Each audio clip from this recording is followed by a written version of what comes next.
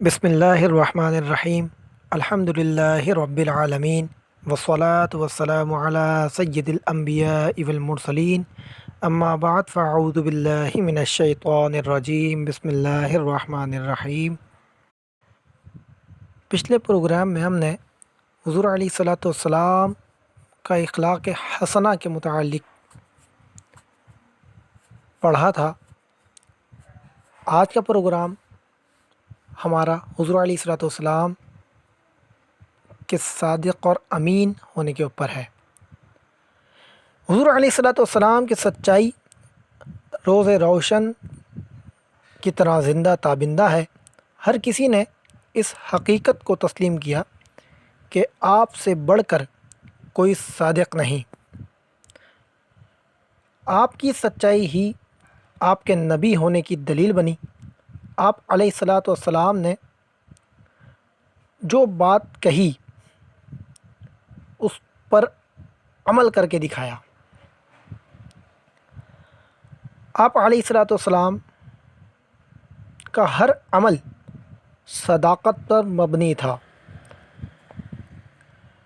حضور علیہ الصلاۃ والسلام کی حیات طیبہ میں سچائی کے بے شمار واقعات ہیں جو انسانیت کے لیے تا قیامت مشعل راہ ہیں۔ ایک روایت میں ہے کہ حضرت عبد الرحمن رضی اللہ تعالیٰ عنہ سے روایت ہے کہ نبی علیہ الصلاۃ والسلام ایک روز وضو فرما رہے تھے تو آپ کے اصحاب وضو کے پانی کو ملنے لگے۔ نبی علیہ الصلاۃ والسلام نے ان سے فرمایا کہ تم ایسا کیوں کر رہے ہو؟ صحابہ کرام نے جواب دیا کہ اللہ اور اس کے رسول سے محبت رکھتے ہوئے۔ نبی علیہ الصلاۃ والسلام نے ارشاد فرمایا جس کا مفہوم ہے اگر تم چاہتے ہو کہ اللہ اور اس کے رسول تم سے محبت کریں یا تم اللہ اور اس کے رسول سے محبت کرو تو جب بات کرو تو سچ بولو، جب کسی کے پاس امانت رکھوائی جائے تو اس کی حفاظت کرے اور جب کسی کا ہمسایہ بنے تو حسن سلوک کرے۔ حوالہ بہقی شریف۔ ایک دفعہ کا ذکر ہے کہ بارشوں کی وجہ سے بیت اللہ شریف کی وہ دیوار گر گئی جس میں حجر اسود تھا۔ قریش نے کعبہ کو تعمیر کرنا شروع کیا مگر جب حجر اسود رکھنے کی باری آئی تو سخت اختلاف پیدا ہو گیا کہ حجر اسود کو اٹھا کر کون رکھے گا۔ آخر اس بات پر سب متفق ہو گئے کہ کل جو بیت اللہ میں سب سے پہلے داخل ہوگا وہی حجر اسود کو اٹھا کر رکھے گا۔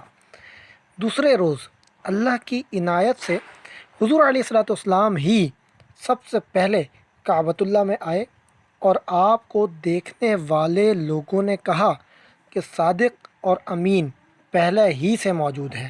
حوالہ مدارج النبوہ۔ آقا علیہ الصلاۃ والسلام کی سچائی اور امانت داری کا یہ عالم تھا کہ ان کے جو دشمن تھے وہ بھی حضور علیہ الصلاۃ والسلام کی صداقت، امانت اور دیانت کے قائل تھے۔ ان اوصاف کی بدولت تمام قوم نے بچپن ہی سے آپ کو صادق اور امین کا خطاب دے رکھا تھا۔ جب حضور علیہ الصلاۃ والسلام کو اللہ تعالیٰ کی طرف سے حکم ہوا کہ اپنی قوم کو حق کی طرف بلائیں تو آپ ایک دن کوہ صفا پر تشریف لے گئے اور آواز بلند تمام قبائل قریش کو بلایا۔ جب تمام لوگ جمع ہو گئے تو آپ علیہ الصلاۃ والسلام نے ان سے مخاطب ہو کر فرمایا اگر میں یہ کہوں کہ اس پہاڑ کے عقب میں ایک لشکر تم پر حملہ کرنے کے لیے آ رہا ہے تو کیا تم میری بات کا یقین کرو گے؟ اس پر سب نے یک زبان ہو کر کہا بے شک ہم یقین کر لیں گے، کیونکہ ہم نے آج تک تمہیں جھوٹ بولتے نہ کبھی سنا ہے نہ کبھی دیکھا۔ حوالہ بخاری شریف، جلد نمبر 2، تفسیر سورہ لہب۔ آقا علیہ الصلاۃ والسلام کے حق اور سچ ہونے کے ثبوت بہت سی جگہوں سے معلوم ہوتے ہیں۔ ایک روز قریش کے بڑے بڑے سردار اور امیر بیٹھے ہوئے تھے اور آپ کا ذکر ہو رہا تھا۔ قریشیوں کے ایک عقل مند اور جہاندیدہ آدمی کے طور پر جو ایک شخص جانا جاتا تھا کہنے لگا، اے قریش، جو تم محمد صلی اللہ علیہ وسلم کی مخالفت کر رہے ہو کہ جو وہ کہہ رہا ہے اس سے لرزاں ہو، سوچو کہ محمد صلی اللہ علیہ وسلم تمہارے سامنے بچہ جوان ہوا، وہ تم میں سے سب سے زیادہ پسندیدہ اور سچی بات کہنے والا ہے، اور اب جب کہ وہ پختہ عمر کو پہنچ چکا ہے، اس نے تمہارے سامنے حق بات پیش کی ہے، تو تم کہتے ہو کہ وہ ساحر ہے، کاہن ہے، شاعر ہے۔ خدا کی قسم، میں نے محمد صلی اللہ علیہ وسلم کی باتیں سنی ہیں۔ محمد صلی اللہ علیہ وسلم میں ساحر، کاہن یا شاعر ہونے والی کوئی بات نہیں، بلکہ جو بات وہ کہتے ہیں وہ حق اور سچ ہے۔ حوالہ سیرت ابن حشام۔ آج کا پروگرام ہمارا حضور علیہ الصلوۃ والسلام کے حق اور سچ ہونے پر تھا۔ حضور علیہ الصلوۃ والسلام کی سچائی اور حضور علیہ الصلوۃ والسلام کا حق ہونا یہ کسی سے چھپا ہوا نہیں ہے۔ حضور علیہ الصلوۃ والسلام